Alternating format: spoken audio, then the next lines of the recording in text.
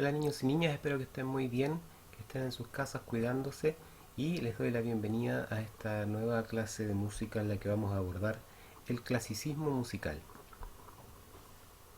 Cuando se habla de música clásica, por lo general se tiende a englobar a todos los estilos de todos los periodos de la música docta. Bueno, la música docta, ya lo hemos visto en otras clases, la música docta es la música académica, la música de concierto, la música que se estudia, que se lee en las partituras, la música aburrida. No, mentira.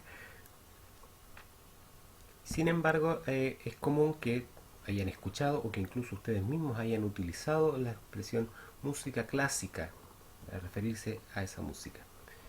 Y técnicamente están en lo cierto, porque la definición de clásico es aquello que perdura en el tiempo, que no pasa de moda, se mantiene a pesar del paso de los años.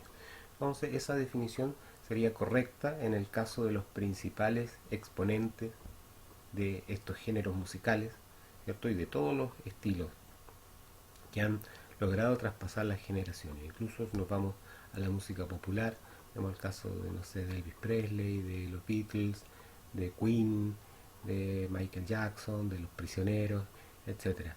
Todos los músicos, artistas de música que han traspasado su época y que son clásicos. ¿Mm?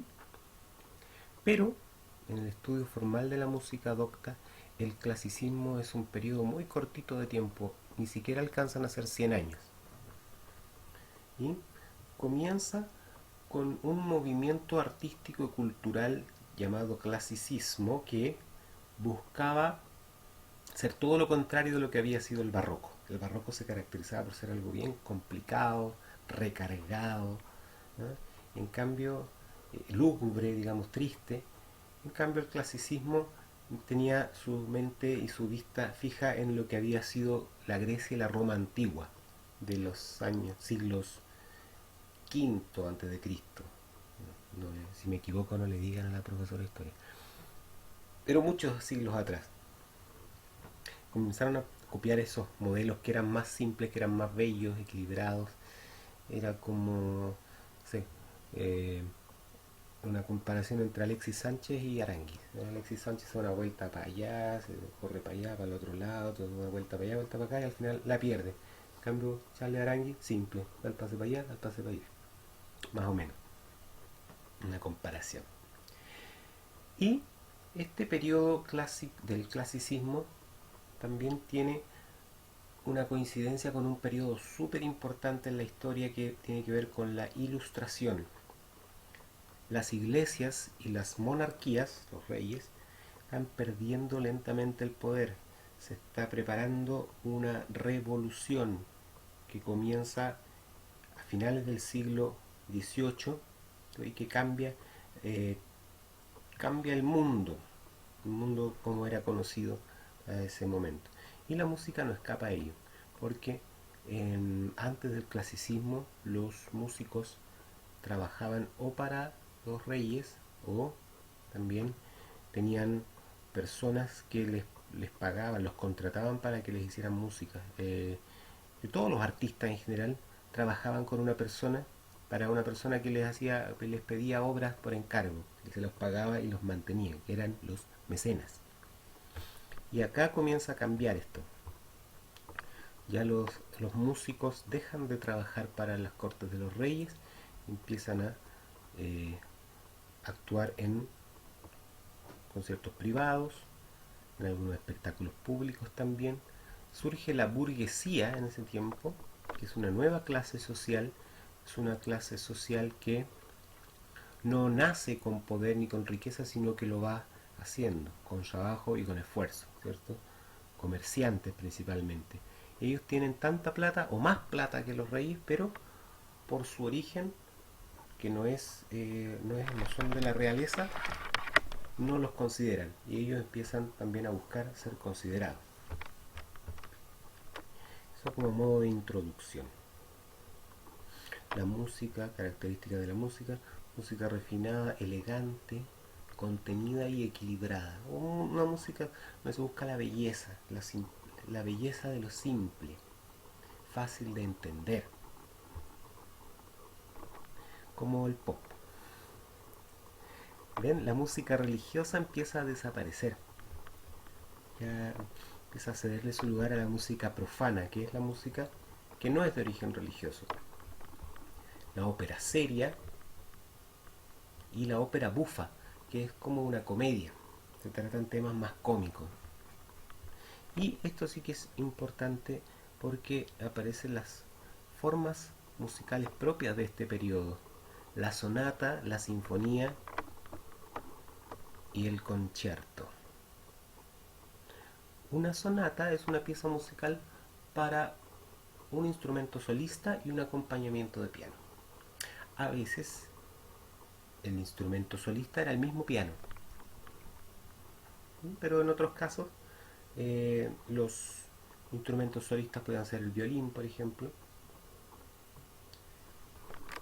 Y esta tenía la siguiente característica. Tenía 4 movimientos, un movimiento de allegro, que era allegro, una música rápida, alegre, ¿cierto? Motivadora. Luego venía el adagio, que es un tema lento, triste. Después minueto o scherzo, que eran temas para bailar. Y finalizaba con el allegro. La sinfonía, en cambio,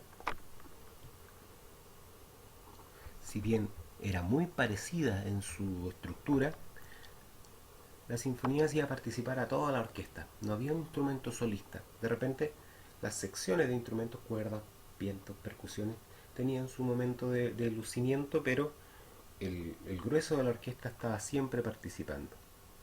Y el concierto, que a diferencia de la sinfonía y la sonata no tenía 4 movimientos, sino 3. El allegro, el andante, que era una pieza a una velocidad como la velocidad que ocupa uno para caminar, una velocidad ni muy lenta ni muy rápida. Y finalmente el vivace, que era vivaz, era con tutti. Y acá sí había orquesta y además un solista. Violín y piano eran los que más se utilizaban. Entonces por eso cuando ojalá algún día tengamos la oportunidad de ir a algún concierto de música donde interpreten alguna sonata, una sinfonía o un concierto, donde cuando de empezar, cuando la gente entra, hay una persona que dice: le rogamos al público por favor no aplaudir entre los movimientos. La gente que no tiene esa cultura tiene la costumbre de, como escuchó que terminó la música, aplaude. Y no, porque la música sigue hasta que terminen estos 3 o 4 movimientos. Y comienza también la música de cámara. La música de cámara son grupos pequeños, pueden ser cuartetos, tríos o quintetos, que interpretan estas piezas. Ya no es necesaria la gran orquesta. Finalmente, nos vamos a referir a los instrumentos musicales. Algunos se modificaron, algunos fueron dejando de ser tan importantes, como el clavecín, que fue reemplazado por el piano. Los instrumentos de viento tuvieron un gran desarrollo, se mejoraron los timbres, apareció el clarinete. Entonces, también hay un desarrollo muy importante de lo que comenzó ya en el barroco con la orquesta. Se fue tomando la forma que conocemos desde ahora. Las cuerdas, violines, violonchelos, violas, contrabajos, los vientos, viento metal, viento madera y las percusiones.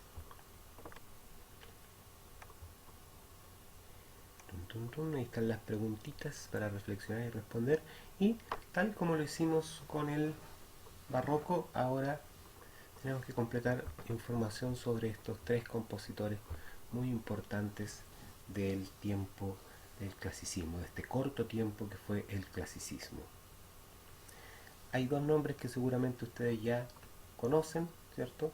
Vamos a empezar por el que no conocen, Joseph Haydn, ¿cierto? Que no tiene tantas piezas conocidas como Mozart o Beethoven, no tiene tantos hits, pero es un artista de culto.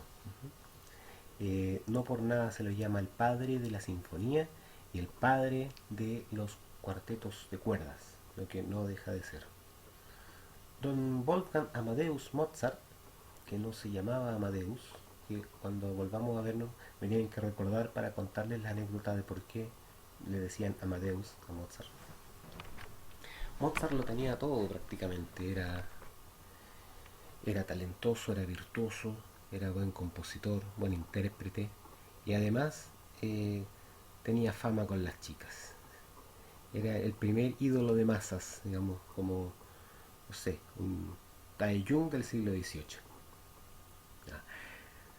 Y por otra parte, Beethoven, Ludwig van Beethoven, el señor que quedó lamentablemente al final de su vida quedó sordo y aún así se la arreglaba para componer. Este compositor lo pusimos al final cronológicamente y además porque él era un rebelde. Si Mozart fue el primer ídolo de masas, podríamos decir que Beethoven fue el primer rockstar. Él terminó con el clasicismo y lo transformó en otro movimiento.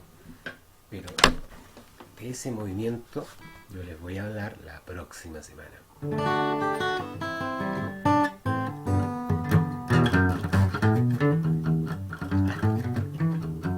Cuídense mucho.